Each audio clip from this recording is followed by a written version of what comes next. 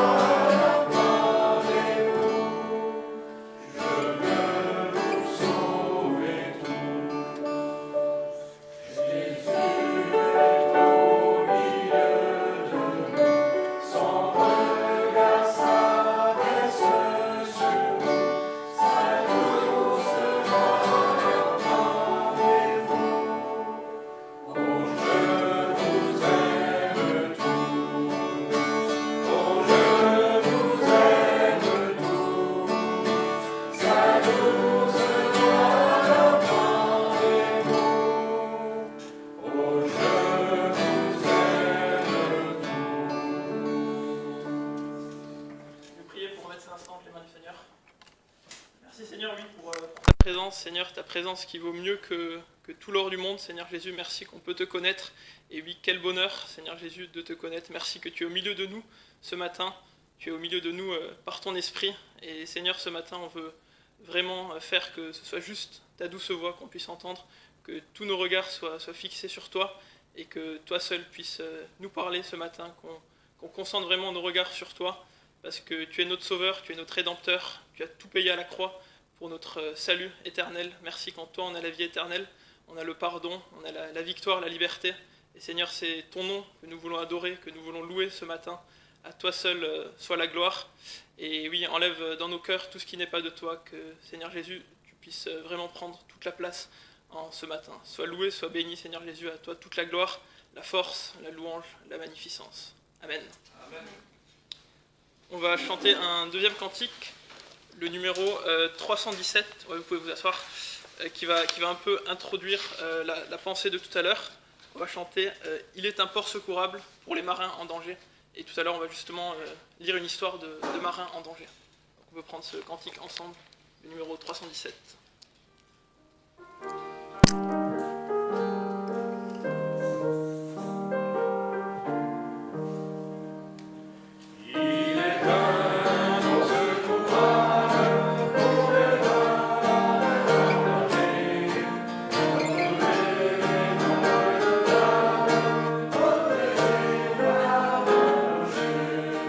Mon rocher, ma forteresse, mon asile.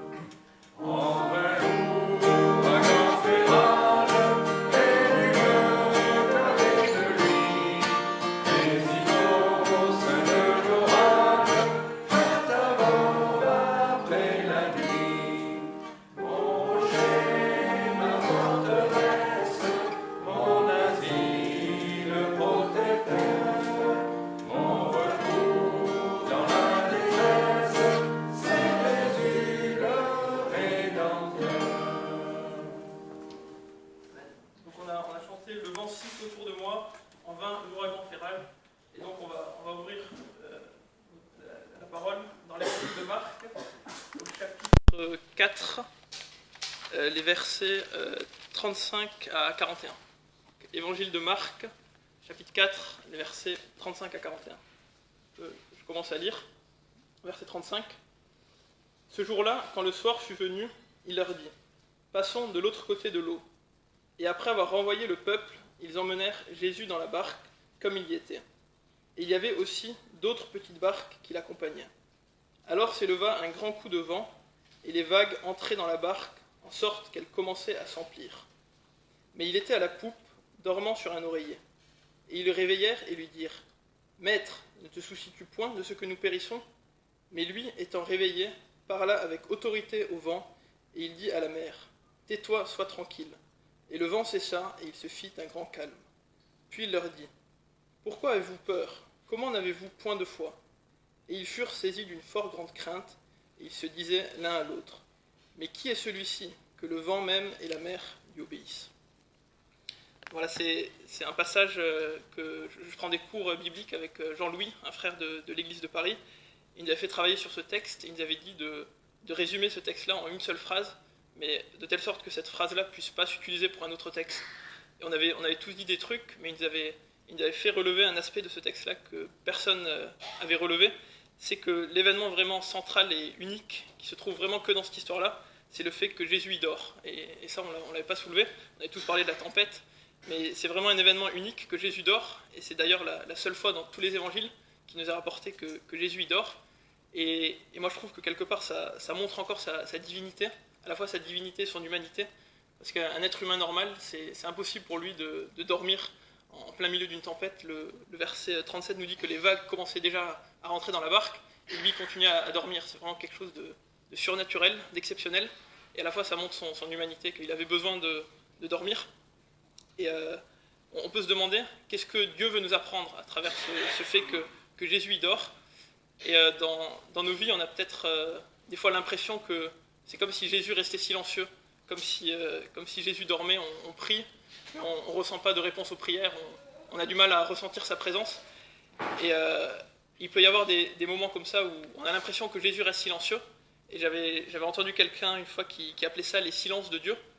Et c'est quelque chose qui peut arriver dans la vie de tout chrétien pour le fortifier, pour l'émonder, afin qu'il porte plus de fruits. Et on peut se demander comment réagir dans une telle situation. Et oui, ces silences-là, c'est d'autant plus douloureux quand on est vraiment en plein milieu de l'épreuve. Comme là, les disciples, le timing c'était vraiment serré, c'était peut-être juste une question de quelques minutes pour qu'ils fassent totalement naufrage, parce que les vagues commençaient déjà à rentrer dedans. Et on peut se demander comment réagir dans une telle situation. Et le réflexe des disciples, qui est le bon, le premier réflexe, au verset 38, ils se tournent vers le Seigneur. Ils le réveillèrent et lui dirent : Maître, ne te soucies-tu point de ce que nous périssons ? Et ça sera toujours le bon réflexe dans l'épreuve de se tourner vers le Seigneur, qu'on ressente ou pas sa présence, ça va toujours être le bon réflexe. Et les disciples, ils auraient pu essayer des solutions humaines, comme ramer comme des fous 10 fois plus vite, mais ils ne s'en sont pas remis à des solutions humaines, ils s'en sont remis au seul qui pouvait vraiment les sortir de cette situation, le Seigneur Jésus. Et une deuxième chose qu'on peut apprendre, c'est ce que le Seigneur Jésus va leur reprocher, un peu au verset 40, c'est leur peur et leur manque de foi. Et dans ces situations-là, le Seigneur, il veut pas qu'on doute, il veut qu'on reste confiant en lui. Et il y a un verset qui dit que celui qui doute est semblable au flot de la mer, et c'est d'autant plus parlant avec cette histoire. Et malgré tout, le Seigneur, il veut qu'on reste confiant en lui, qu'on reste confiant dans ses promesses, dans sa puissance, et qu'on ne remette pas en doute ce que lui nous dit. Et on peut le faire, on peut rester confiant en lui avec ce texte pour au moins 3 raisons. La première, c'est que Jésus, il est là. On a chanté avant, Jésus est au milieu de nous. Et là, le Seigneur Jésus, il était là avec eux dans la barque. Et il est là avec nous tous les jours de notre vie. Il est là dans la barque de notre vie. C'est quelque chose qu'il nous a promis, c'est un fait, c'est comme ça. Ça ne dépend pas des circonstances. Deuxième raison, c'est que, j'avais parlé avant des silences de Dieu, entre guillemets, c'est que ces périodes-là, elles ne sont pas indéfinies. Avec Job, même si ça durait très longtemps, au bout de 37 chapitres de discussion, l'Éternel, il a répondu à Job. Et comme pour les disciples, comme pour Job, ces périodes-là, elles ne sont pas indéfinies. mais il y a un moment où le Seigneur il nous fera de nouveau sentir sa présence. Et troisième raison, on n'en a pas beaucoup parlé, mais on voit vraiment dans le verset 39, il parla avec autorité au vent, et il dit à la mer, tais-toi, sois tranquille, et le vent cessa, et il se fit un grand calme. C'est vraiment son contrôle, le contrôle du Seigneur Jésus sur cette situation. Il maîtrise les éléments, les éléments vont lui obéir, le vent, la mer, et là encore une fois ça prouve sa divinité, puisque toute la création lui obéit. Et même dans les situations dans nos vies où on a l'impression de perdre le contrôle, on peut garder en tête que Jésus, lui, il reste au contrôle, ce que nous on ne contrôle pas, ce qu'on perd de notre contrôle, le Seigneur Jésus, il le contrôle. Et voilà, j'aime beaucoup quand Odette, elle dit sur le groupe WhatsApp, Dieu est au contrôle. Et voilà, soyons assurés que dans toutes les situations qu'on traverse, Jésus, il reste au contrôle. Voilà, on va chanter le numéro 314. Et Saisis ma main craintive. Jean-Claude, il a dit que c'était un chant qu'on n'a pas trop l'habitude de chanter. Donc, peut-être Jonathan, il peut le jouer une fois. Et voilà, j'ai choisi ce chant pour le début de la strophe 3. Quand la nuit la plus noire te voilerait. Et voilà, des fois, on a peut-être l'impression qu'il y a une nuit noire comme ça qui voilerait le Seigneur. Mais voilà, restons confiants en lui, même dans ces situations-là. Tu peux le jouer une fois avant qu'on chante.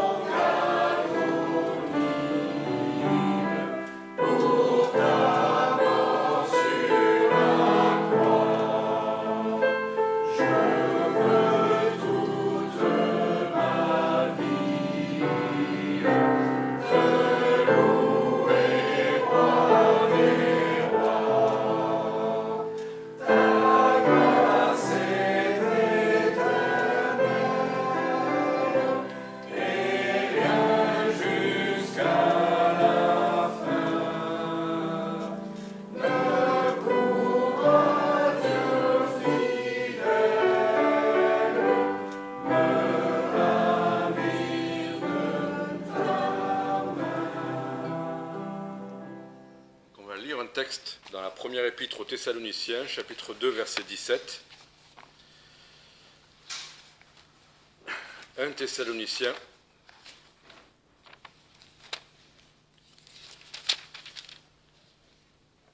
chapitre 2, verset 17. Je vais prier juste avant. 1 Thessaloniciens, chapitre 2, oui, verset 17. Seigneur, ta parole pourrait dans chaque ligne nous parler de toi, mais elle nous donne aussi des instructions, des conseils, des ordres parfois, des consolations, ta pensée en tout cas. Et nous avons besoin en ce jour peut-être de recevoir quelque chose de ta part, sur ta pensée, sur ce que tu attends de nous, ce qu'on peut faire. On vient de chanter qu'on voudrait te chanter pour toute l'éternité, et cela serait la meilleure chose, mais en attendant, nous voulons aussi sur cette terre vivre des choses que tu nous demandes de vivre. Alors, nous te demandons de parler à nos cœurs, de corriger des peut-être petits détails à nos yeux, mais des choses qui font que notre vie sera plus à ton odeur et à ta gloire, en Jésus-Christ. Amen. 1 Thessaloniciens chapitre 2, verset 17. Pour nous, frères, ayant été séparés de vous depuis quelque temps, de corps et non de cœur, nous avons eu d'autant plus d'ardeur et d'empressement de vous revoir. Nous avons voulu une et même 2 fois aller chez vous, au moins moi, Paul, mais Satan nous en a empêchés. Car quelle est notre espérance, ou notre joie, ou notre couronne de gloire, n'est-ce pas vous aussi, en la présence de notre Seigneur Jésus-Christ, à son avènement? Oui, vous êtes notre gloire et notre joie. C'est pourquoi, ne pouvant attendre davantage, nous aimâmes mieux demeurer seuls à Athènes, et nous envoyâmes Timothée, notre frère, ministre de Dieu et notre compagnon d'œuvre dans l'évangile de Christ, pour vous affermir et vous exhorter au sujet de votre foi, afin que nul ne soit ébranlé dans ses afflictions, car vous savez vous-même que nous sommes destinés à cela. Et lorsque nous étions avec vous, nous vous prédisions que nous aurions à souffrir des afflictions, comme cela est arrivé, et comme vous le savez. Ne pouvant donc attendre plus longtemps, j'envoyai, afin de savoir ce qu'il en était de votre foi, de peur que le tentateur ne vous eût séduit et que notre travail ne fût devenu inutile. Mais Timothée, étant revenu depuis peu de chez vous auprès de nous, nous a apporté de bonnes nouvelles de votre foi et de votre charité, et il nous a dit que vous conservez toujours un bon souvenir de nous, désirant de nous voir, comme nous-mêmes nous désirons de vous voir. C'est pourquoi, frères, nous avons été consolés par votre foi dans toutes nos afflictions et dans toutes nos angoisses. Car nous vivons maintenant, puisque vous demeurez fermes dans le Seigneur. Et quelles actions de grâce ne pouvons-nous pas rendre à Dieu à votre sujet pour toute la joie que nous éprouvons devant notre Dieu à cause de vous? Nous le prions avec une ardeur excessive, jour et nuit, que nous puissions voir votre visage et combler les lacunes de votre foi. Que Dieu lui-même, notre Père, et Jésus-Christ, notre Seigneur, conduisent nos pas vers vous, et que le Seigneur vous fasse croître et abonder en charité les uns envers les autres et envers tous, comme il en est de nous envers vous, et qu'il affermisse vos cœurs pour qu'ils soient irrépréhensibles pour la sainteté devant Dieu, notre Père, à l'avènement de notre Seigneur Jésus-Christ, avec tous ses saints. Voilà, la première chose que j'ai remarquée dans ce texte, c'est l'amour que Paul porte pour les Thessaloniciens. C'est vraiment très fort, et un amour, on pourrait dire presque de parents à leur égard. Mais ce qui m'avait marqué, et j'en parlais un peu avec mon épouse, c'est que l'amour que Paul leur porte est une source de souffrance. Voilà, je vais le préciser. Et puis après, je ne voulais pas en rester simplement à cette idée que l'amour, c'est une souffrance. Il y a d'autres choses que des souffrances dans le texte. Mais alors j'ai approfondi ce texte, et effectivement, de plus en plus clairement, c'est bien l'amour des parents que ce texte... c'est bien sûr une application quand on dit que c'est l'amour des parents. Mais l'apôtre Paul a dit, 1 Corinthiens chapitre 4, verset 15, 1 Corinthiens 4, 15, il a dit que lui-même avait engendré en Christ. Nous vous déclarons ceci par la parole du Seigneur. Alors, non, 1 Corinthiens 4, 15, pas 1 Thessaloniciens. Ce que je veux dire, c'est pas ça. 1 Corinthiens 4,15.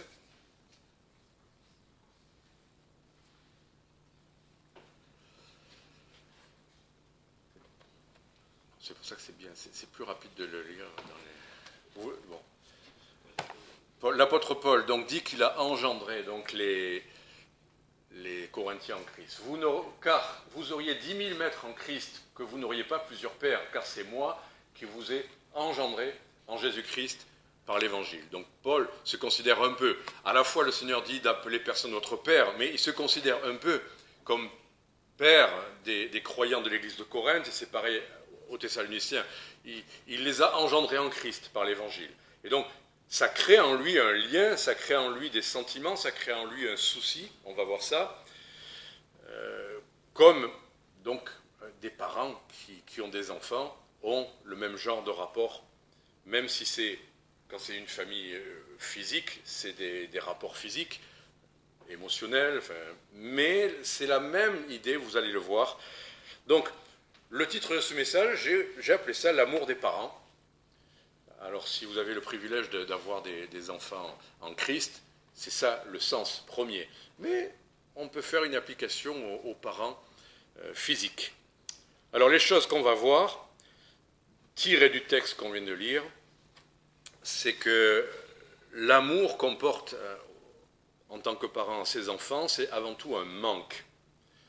Vous allez voir, ça a l'air très négatif tout ça, mais non, vous inquiétez pas, c'est pas négatif. La deuxième chose que des parents ont à l'égard de leurs enfants, c'est un fardeau. La troisième chose, c'est que c'est un soin. Et puis on verra que c'est aussi une ambition qu'on a.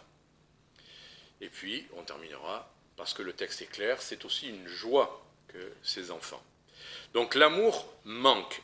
Chapitre 2, verset 17, « Pour nous, frères, ayant été séparés de vous depuis quelque temps, de corps et non de cœur, nous avons eu d'autant plus d'ardeur et d'empressement de vous revoir. » Verset 18, « Nous avons donc voulu une et même 2 fois aller chez vous, au moins, moi Paul, mais Satan nous en a empêchés. » Chapitre 3 du même texte dans Thessaloniciens, verset 6, « Mais Timothée étant revenu depuis peu de chez vous auprès de nous, nous a apporté de bonnes nouvelles de votre foi et de votre charité, et il nous a dit que vous conservez de nous toujours un bon souvenir de nous, désirant de nous voir comme nous-mêmes nous désirons de vous voir. » Quand on a envie de voir quelqu'un et qu'on ne le voit pas, qu'est-ce qu'on a en nous?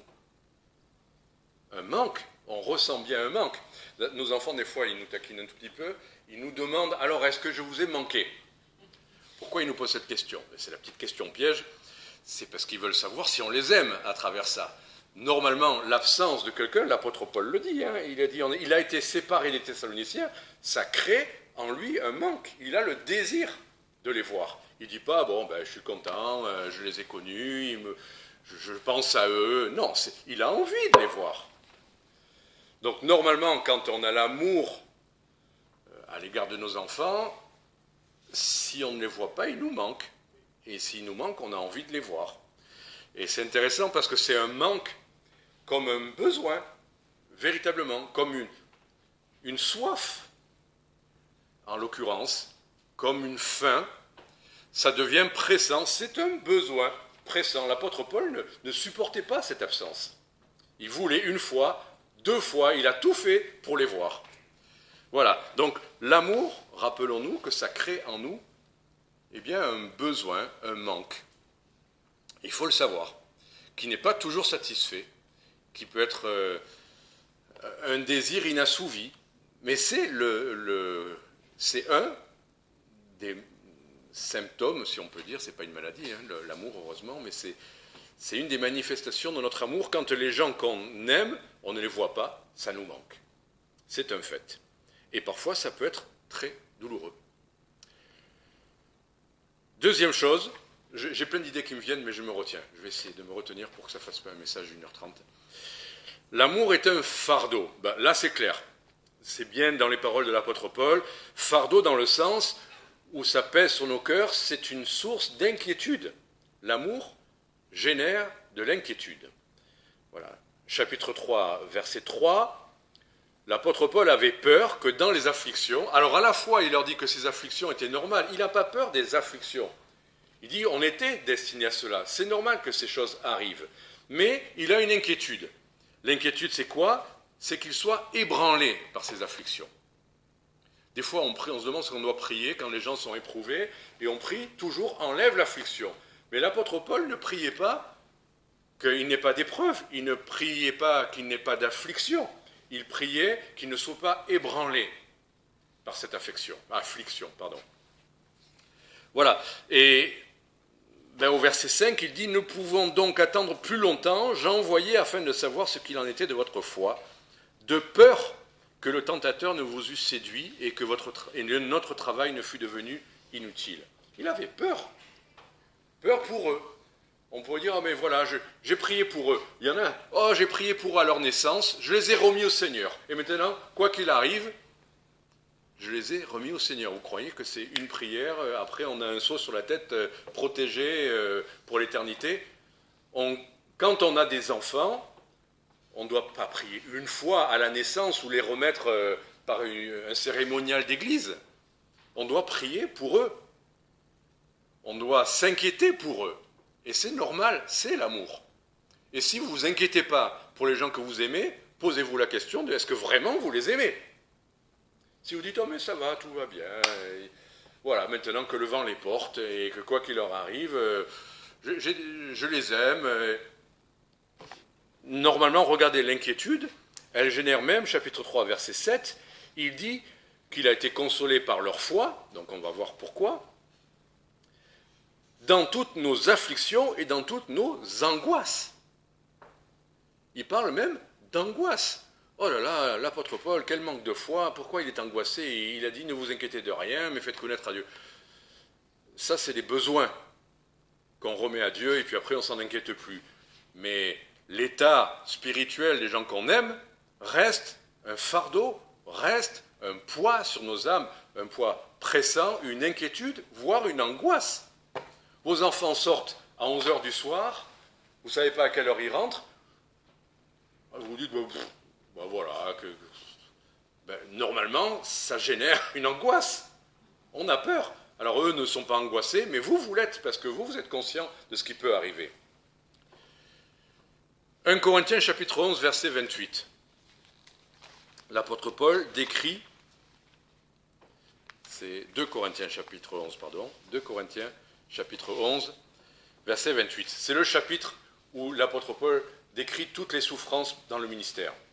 Je vous fais grâce de toutes les souffrances, mais je vous parle juste des inquiétudes. Verset 28. Chaque jour, sans parler des autres choses, je suis assiégé par les soucis de toutes les églises. Verset 29. Qui est-ce qui souffre? Que je ne souffre aussi. Qui est-ce qui est scandalisé? Que je n'en sois aussi brûlé. Qu'est-ce que Paul veut dire par là? C'est que quand il entend que quelqu'un souffre, son cœur souffre aussi. Quand il entend que quelqu'un est scandalisé, c'est-à-dire peut-être qu'il tombe dans le péché, mais lui-même en brûle, lui-même en souffre.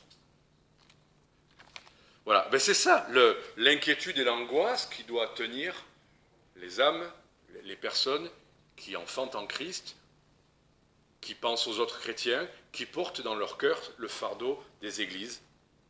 C'est quelque chose de normal que d'en être angoissé. Et au point que ça soit même oppressant. Chapitre 3, versets 1 et 2, je dis oppressant, pourquoi? Parce que Paul dit, c'est pourquoi ne pouvant attendre davantage. Et cette expression, il la reprend un peu plus loin, verset 5, nous pouvons donc attendre plus longtemps. C'est une inquiétude, une angoisse qui le presse tellement qu'il est obligé de faire quelque chose. Obligé de faire quelque chose.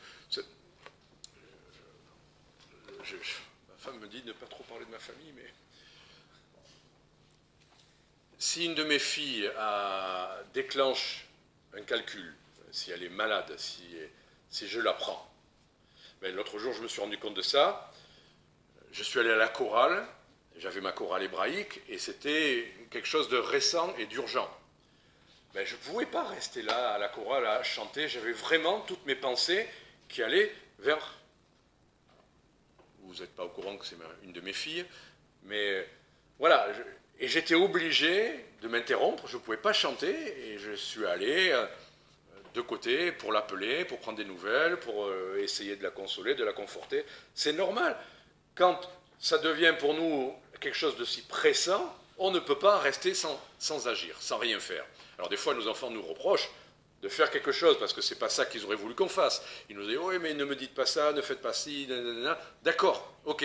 Mais n'empêche, vous ne pouvez pas vous empêcher de faire quelque chose. Si vraiment vous aimez, si vraiment vous êtes inquiet, si vraiment vous entendez dire qu'il se passe quelque chose, vous ne pouvez pas rester sans rien faire. Ça oblige à agir. Et si vous ne pouvez pas faire quelque chose de physique, ben l'apôtre Paul, qu'est-ce qu'il fait? Chapitre 3, verset 8. Non, c'est verset 10. C'est pourquoi nous le prions avec une ardeur excessive, jour et nuit, que nous puissions voir votre visage et combler les lacunes de votre foi. Il priait avec une ardeur excessive. Pourtant, il avait eu des bonnes nouvelles déjà. Il avait été rassuré, il avait été consolé. Mais peu importe. Il voyait, il priait avec ardeur excessive. Comment on peut prier avec une ardeur excessive? Je ne sais pas. Mais il veut dire vraiment qu'il y a mis tout son cœur, toutes ses forces, toute son âme, juste pour qu'il puisse voir. Satan l'a empêché 2 fois de le faire. Eh ben, il ne dit pas, bon ben alors c'est que Dieu ne veut pas, et voilà. Ben, il insiste, et il va, en l'occurrence, il avait envie de les voir, rien que pour le plaisir de les voir, mais il voulait surtout apporter ce dont ils avaient besoin à cet instant-là. Combler les lacunes de votre foi. Je suis un peu surpris parfois quand les chrétiens me disent, non mais maintenant j'ai eu un tellement bon enseignement que j'ai juste besoin d'entretenir ça. Mais j'ai plus besoin de... Ma foi n'a plus de lacunes.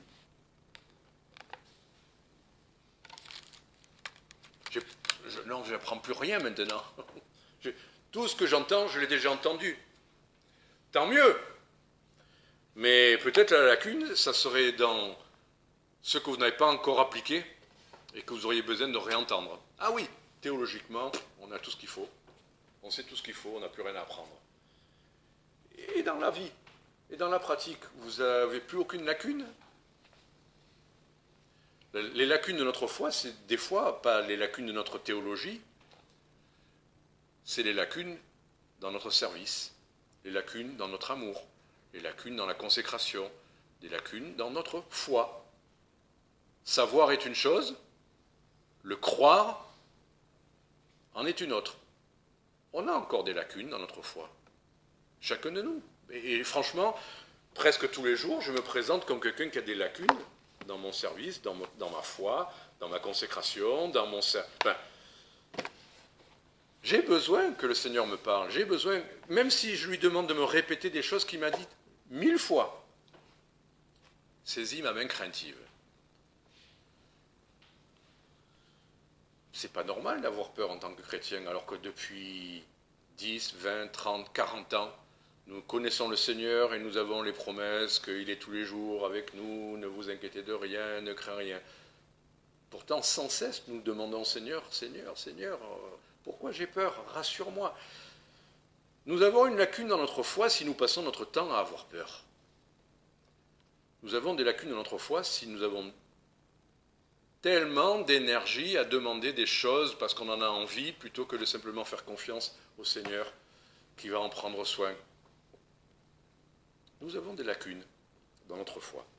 Alors, troisième point, l'amour, c'est un soin. Est-ce que vous voyez ce que je veux dire? Je veux dire, on ne peut pas dire qu'on aime quelqu'un si on lui donne pas, si on n'en prend pas soin. C'est évident. Alors, juste voyons, à titre d'illustration, l'apôtre Paul qui prend soin de l'église de Thessalonique, chapitre 1, là dans Thessaloniciens, chapitre 2, pardon. C'est 1 Thessaloniciens, chapitre 2, versets 7 et 8. Bon, mais on peut commencer au verset 6, comme ça on voit un peu. Nous n'avons pas recherché la gloire qui vient des hommes, ni parmi vous, ni parmi les autres, quoique nous puissions, comme apôtres de Jésus-Christ, peser avec autorité.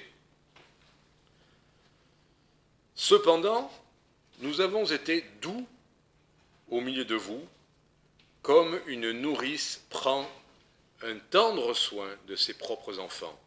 Ainsi, plein de sollicitude pour vous, nous aurions voulu vous donner non seulement l'évangile de Dieu, mais aussi notre propre vie, parce que nous vous avions pris en affection. Voyez ces mots.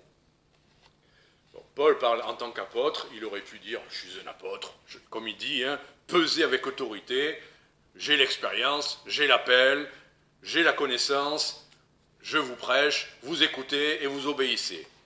Mais ce n'est pas comme ça.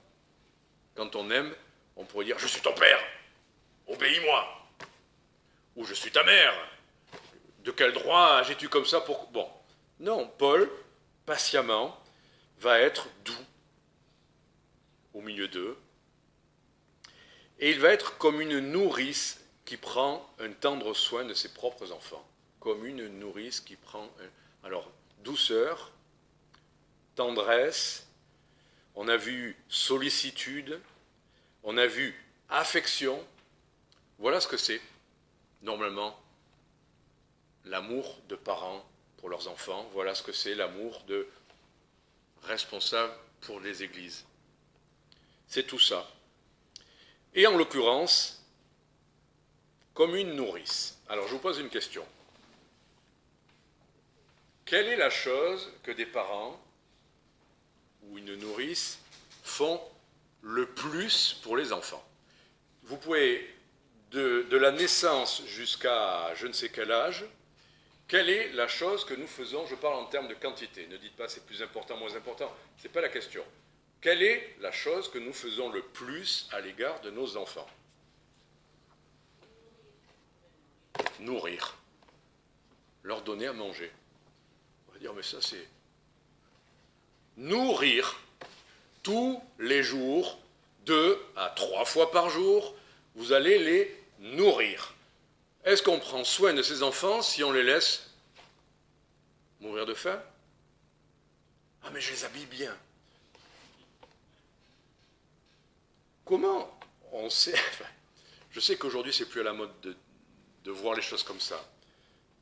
Mais des parents, je veux dire des parents, admettons que la charge puisse se répartir sur les deux, parce qu'il y a des fois des personnes qui n'aiment pas cuisiner. Mais vous ouvrez le frigo, il n'y a que de la charcuterie. Ou vous ouvrez le frigo, il n'y a rien. Ou vous ouvrez le frigo, il n'y a que du fromage, ou il n'y a que des yaourts. Enfin, ou vous ouvrez le garde-manger, il n'y a que des conserves. Qu'est-ce que vous pensez de ça? Si les enfants se souviennent de tous ces temps que vous avez, parce qu'il y a quand même beaucoup de temps qu'on passe ensemble à table, reconnaissons-le. Si votre seul souvenir des repas familiaux, c'est des boîtes de conserve, qu'est-ce que vous pensez, au fond? Ah, ma mère, elle n'aimait pas cuisiner, ou mon père,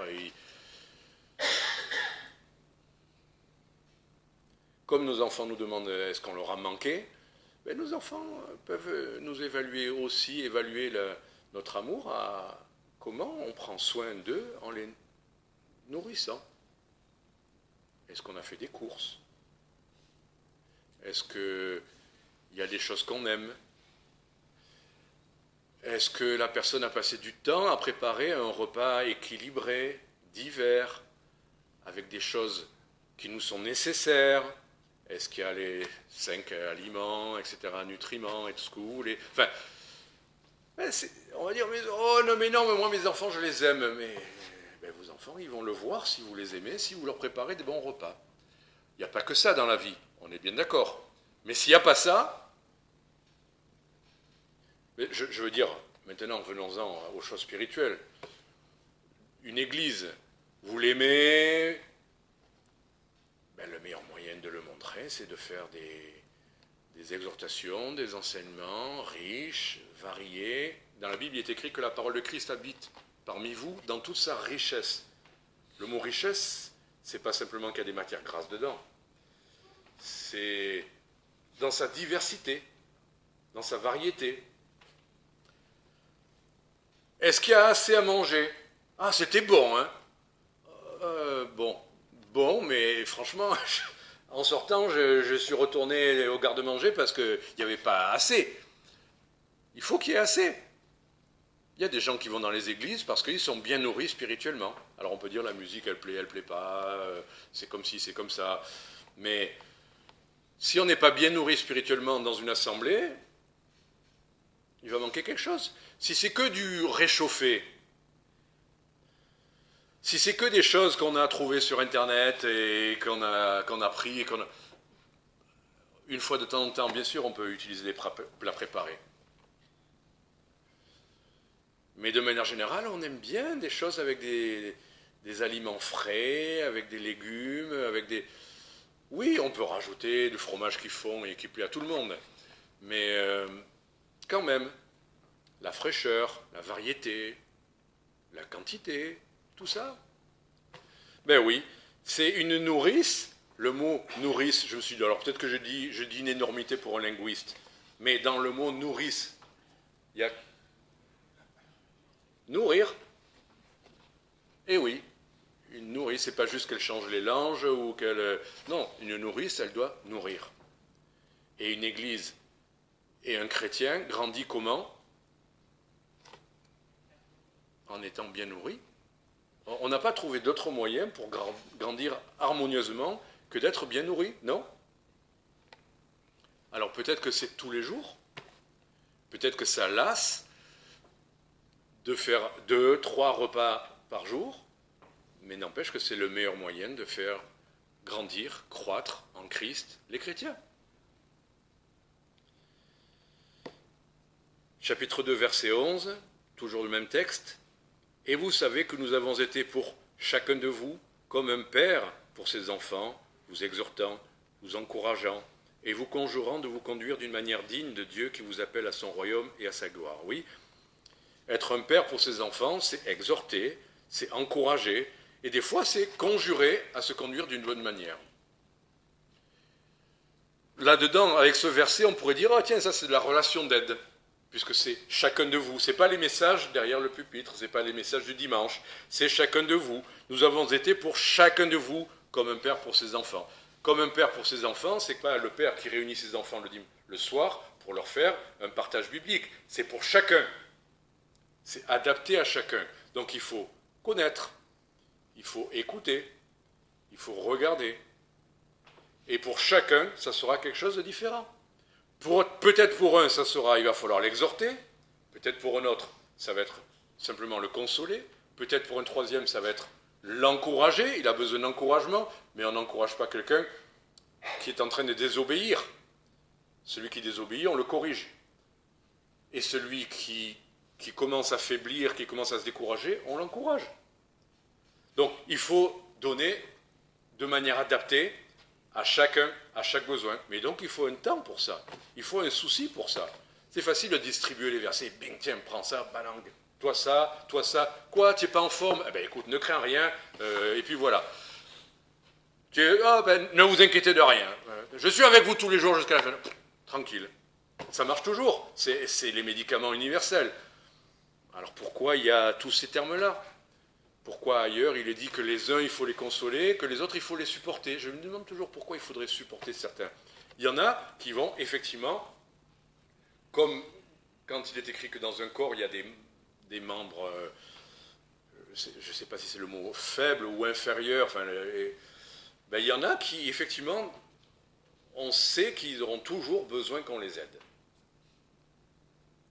On devrait dire mais non, les enfants, on les aide et puis à un moment donné, hop, ils prennent leur envol. Il y en a pour diverses raisons, peut-être, qui resteront dans une certaine faiblesse. Mais il n'empêche tout le monde à la grâce de Dieu, tout le monde à la parole de Dieu, et tout le monde peut être aidé, à un moment donné, d'une manière ou d'une autre. Voilà, et en tout cas, on doit être conjuré à marcher d'une manière digne de Dieu. Donc on ne peut pas dire, oui, mais on n'a pas les mêmes caractères, oui, mais on n'a pas vécu les mêmes choses. D'accord, oui, mais il y a tous les oui, mais, des raisons physiologiques, des raisons familiales, des raisons, oui, mais moi, je n'ai pas eu ça. D'accord, mais est-ce que la grâce de Dieu peut suffire?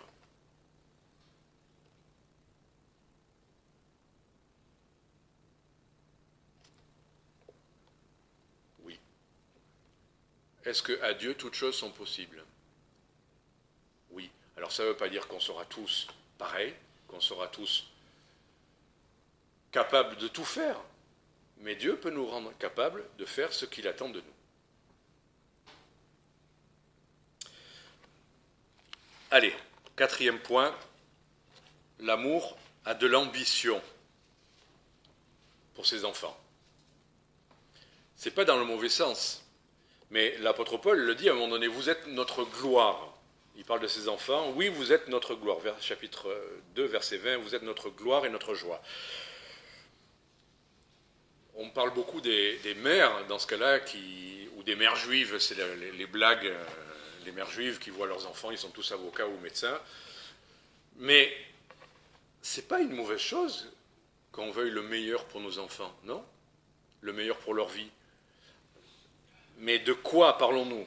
Le meilleur, c'est qu'il ait un super métier, super bien payé, qu'il ait un super mariage et une super maison. De quoi parlons-nous quand on veut le meilleur pour nos enfants? Pour l'apôtre Paul, c'était clair. Et là, une petite pique pour un faux enseignement.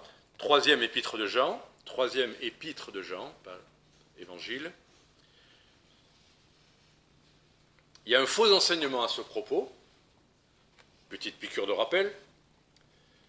On va lire ce texte. 3 Jean, verset 2. Bien-aimé, voilà ce que Jean écrit à Gaius. Bien-aimé, je souhaite qu'à tous égards tu prospères et sois en bonne santé comme ton âme est en prospérité. Et donc il y a des gens qui enseignent que les chrétiens doivent prospérer. Regardez, c'est écrit, les chrétiens doivent être riches, la prospérité. Ils doivent tous avoir des bons métiers et gagner de l'argent. Et d'ailleurs, ça marche s'ils donnent leur dîme. Ça marche s'ils donnent surtout beaucoup aux prédicateurs. Vous savez que ça marche comme ça. On donne beaucoup aux prédicateurs et après, on est très riche dans les églises. C'est un enseignement dans certains milieux. Que dit ce verset? C'est intéressant. Je souhaite que tu prospères à tous égards. En fait, vous lisez la suite. La suite, car j'ai eu bien de la joie du témoignage que des frères arrivés ici ont rendu à ta fidélité et à la manière dont tu marches dans la vérité. Je n'ai point de plus grande joie que d'apprendre que mes enfants marchent dans la vérité. La plus grande joie de Paul, c'est de savoir qu'on marche dans la vérité. Donc le plus grand désir qu'il a à l'égard de Gaius, c'est qu'il marche dans la vérité. Et il se réjouit de Gaius, pourquoi? Parce que Gaius met à disposition des frères et des sœurs, avec fidélité, ce qu'il a reçu. Ça, c'est le but de Dieu. Qu'on marche dans la vérité, qu'on fasse ce qu'il veut. Est-ce que c'est vraiment le but de Dieu qu'on soit riche financièrement? Oui, mais c'est écrit, je souhaite que tu prospères. C'est une salutation. C'est une salutation comme on commence une lettre. Alors une salutation, c'est une espèce de forme, comment dire, diplomatique, enfin, oh, je souhaite que tu prospères à tous égards, comme prospère l'état de ton âme. Voilà. Mais c'est une salutation. Bien sûr qu'on veut le meilleur à tout le monde. Comment on pourrait souhaiter que tout aille bien dans notre vie? On le souhaite à tout le monde. On souhaite à personne qui souffre. Pourtant, l'apôtre Paul dit clairement qu'on est destiné, on l'a vu tout à l'heure, à l'affliction. Je souhaite que vous soyez tous en bonne santé. Oui, je le souhaite. Mais ce n'est pas le plan de Dieu. C'est clairement écrit. L'apôtre Paul parle de ses infirmités, de ses faiblesses. L'apôtre Paul souhaitait qu'on lui enlève une écharpe dans la chair. Et pourtant, elle ne lui a pas été enlevée. Donc, qu'est-ce qu'on souhaite? D'être exonéré de la part de souffrance à laquelle on est tous appelés et d'être tous riches et en bonne santé? Ou comme l'apôtre Paul le dit, il dit « je me plais dans les infirmités ». Il ne se plaît pas des infirmités.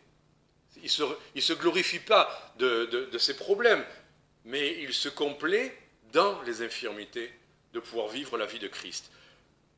Ma force qui s'accomplit en toi, c'est dans les infirmités.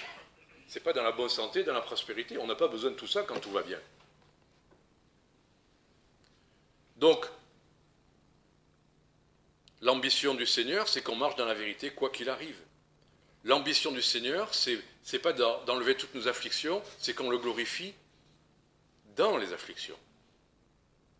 L'ambition du Seigneur pour nous, c'est pas que tout aille bien, c'est qu'on vive bien ce qu'on doit vivre quand ça va pas bien. Quand je vois encore j'ai vu quelque chose là avec des avions, vous saviez qu'autrefois j'avais très très peur des avions, ça va beaucoup mieux maintenant. Mais là l'avion va se cracher, dans ce que j'ai vu. Et je me dis, bon, mais si ça m'arrive, Didier, dans ton premier voyage en avion, mais tout peut arriver. Tout peut arriver. Des chrétiens qui meurent en accident de voiture, des chrétiens qui meurent de maladie, des chrétiens qui, pour le témoignage, sont jetés en prison et restent en prison. Certains sont délivrés, d'autres non. Hébreux 11, il parle de la foi, certains qui ont été sciés. Alors, Dieu n'a pas été au contrôle, et Dieu était au contrôle. Et donc, ce qui glorifie le Seigneur, c'est qu'on reste confiant qu'il est bon et qu'il est au contrôle et que quoi qu'il arrive, on n'en ait pas peur parce qu'on lui fait confiance. Quoi qu'il arrive, moi je ne peux pas dire quand je prends ma voiture qu'il ne m'arrivera rien, je ne peux pas dire quand je commence un voyage que je n'aurai pas mal au dos, je ne peux pas dire que je ne vais pas tomber malade, je ne peux pas dire qu'il n'y aura pas de soucis. Mais je peux dire, je puis tout par celui qui me fortifie, je peux dire, si le Seigneur l'a voulu, que Dieu en soit béni. Donc c'est un faux enseignement que d'enseigner que Dieu veut qu'on prospère, qu'on soit riche. Et si venait la disette, et si venait la difficulté matérielle, on reste confiant qu'il pourvoit à tous nos besoins, selon sa richesse et avec gloire. Voilà. Et l'apôtre Paul, si on revient au texte de Thessaloniciens, au chapitre 3, versets 5, 6 et 7, il parle de foi. Il s'inquiétait de savoir ce qu'il en était de leur foi. Verset 6, on lui a apporté de bonnes nouvelles de leur foi et de leur amour. Et verset 7, il a été consolé par leur foi. J'aimerais que tous les chrétiens soient en bonne santé et qu'il n'y ait aucun problème matériel et aucun souci. Mais le but, et c'est ça qu'on peut toujours prêcher, c'est la foi en toutes circonstances. La foi qui se manifeste dans ces épreuves-là, qui ne seront pas toujours enlevées. Parfois oui, parfois Dieu aplanit, parfois Dieu délivre et parfois non. Mais la foi est ce qui doit être entretenu. La foi que Dieu nous aime, la foi que Dieu a promis que rien ne nous séparera de son amour. La foi que Dieu est au contrôle, la foi qu'il nous a rachetés, on lui appartient et il nous amènera au terme de ce qu'il a prévu. Voilà, ferme, chapitre 3, verset 8. Nous vivons maintenant parce que vous demeurez ferme dans le Seigneur. Ferme, une foi ferme, pas juste là je me sens bien, j'ai pas peur, et puis 5 minutes après, j'ai peur. La fermeté, c'est continuer dans cette confiance, dans cette foi que le Seigneur est avec nous. Et le but, verset, puisque je vous parlais d'ambition, s'il y a bien une ambition que le Seigneur veut pour nos vies, verset 11, que Dieu lui-même, notre Père, et Jésus-Christ, notre Seigneur, conduisent nos pas vers vous, et que le Seigneur vous fasse croître. Tout à l'heure, on parlait de lacunes, mais est-ce qu'on est arrivé au terme de notre croissance spirituelle ? Ben là, on peut encore croître. Quel que soit notre âge, on peut croître et abonder. On aime tous les frères, on aime tout le monde, très bien. Eh bien, on peut abonder, toujours plus, être toujours plus abondant en amour les uns envers les autres et envers tous, comme il en est de nous envers vous, et qu'il affermisse vos cœurs pour qu'ils soient irrépréhensibles. C'est les cœurs qui doivent être affermis pour qu'ils soient irrépréhensibles. Les corps vont décliner. Ne croyez pas que vous aurez toujours des corps en pleine forme.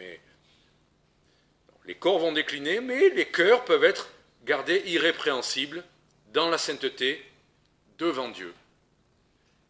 Devant Dieu. Pas le dimanche à l'église, pas lors d'un repas fraternel. La sainteté devant Dieu, qui voit tous les jours. Et en particulier à l'avènement de notre Seigneur Jésus-Christ avec tous ses saints. être prêt pour le jour où on va être réunis avec lui. Alors voilà, on a vu tout ça. On a vu que l'amour, c'est... Pour voir si quelqu'un se rappelle. Même moi, je ne m'en rappelle pas. C'est un manque. On a vu que l'amour, c'est un fardeau. Ou une souffrance, encore plus fort. En fait, tout ça, c'est la souffrance. Pour l'instant, je parle que de ça. Même le manque, c'est une souffrance. Eh bien oui. C'est pas un sentiment délicieux quand on a faim et qu'on n'a pas à manger. C'est une souffrance. Et Dieu a créé ça pour qu'on aille manger. Sinon, voilà, je ne vais pas rentrer dans mes explications. Manque, fardeau, soin. L'amour se manifeste parce qu'on prend soin. Et la meilleure manière de prendre soin, c'est de faire des bons repas, de préparer des bonnes choses pour les autres. Spirituelles, bien sûr, et aussi physiques. Non, je n'ai pas parlé de la joie, justement. J'ai parlé de l'ambition, je n'ai pas encore parlé de la joie. Je préférais faire le récapitulatif pour dire, voyez, tout ça, c'est... Mais il y a la joie, et c'est la conclusion. Chapitre 2, oui, on les a déjà vus, ces versets, on les a perçus, mais relisons-les. Chapitre 2, versets 19 et 20. Quelle est notre espérance, ou notre joie, ou notre couronne de gloire, n'est-ce pas vous aussi, en la présence de notre Seigneur Jésus-Christ, à son avènement? Alors, la gloire, l'espérance, la couronne, c'est pas maintenant. C'est à l'avènement de Jésus-Christ qu'on recevra les couronnes de notre service et de notre amour pour les frères et les sœurs. Ça sera à ce moment-là. Mais déjà, vous êtes notre gloire et notre joie. Déjà, quel que soit l'état ou l'avancement de notre état spirituel, déjà, on est une joie. Et, chapitre 3, verset 9, quelles actions de grâce ne pouvons-nous pas rendre à Dieu à votre sujet pour toute la joie que nous éprouvons devant notre Dieu à cause de vous. Il n'y a pas de plus grande joie, comme l'a dit l'apôtre Jean, que de voir les enfants, ses enfants, marcher dans la vérité. Il n'y a pas de plus grande fierté, il n'y a pas de plus grande ambition. Et c'est une joie magnifique. C'est un peu comme quand on a les douleurs de l'enfantement. Quand l'enfant est là, on oublie ces mois de souffrance, ces douleurs intenses. L'enfant est là. On oublie les souffrances et on se dit, ça en valait le coup. Comment vous écrivez coup? Hein?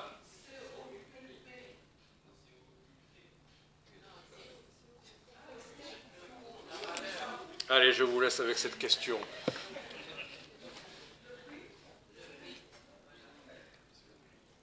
Bonne question. Il y a un coût à l'amour, C-O-U-T, accent circonflexe. Alors le C-O-U... Non. Voilà, ça c'est la seule chose que je peux dire. Non, c'est une bonne blague, merci. Voilà, ça c'est tout ce qu'on va souffrir par amour pour ceux qu'on aime. Il y aura, comme l'a dit notre frère, une fin à ça et on aura la joie, toute la joie, quand on voit l'enfant, quand on le verra auprès du Seigneur, dans la gloire. On se dit, ça aura valu le coup de faire toutes ces courses, tous ces repas, tous ces frigos, tout ça, ça valait le coup. On ne le voit pas aujourd'hui, on le verra là-haut. Que le Seigneur vous bénisse. Merci Didier pour ce message, merci Seigneur. Et on va finir notre culte en chantant justement ce que le Seigneur a souffert pour nous, qu'il aimait, ce qu'il a souffert sur le mont du Calvaire. Donc voilà, je vous invite à vous lever pour chanter ce dernier chant, le numéro 130, et que, voilà, que nos yeux soient toujours rivés sur cette croix.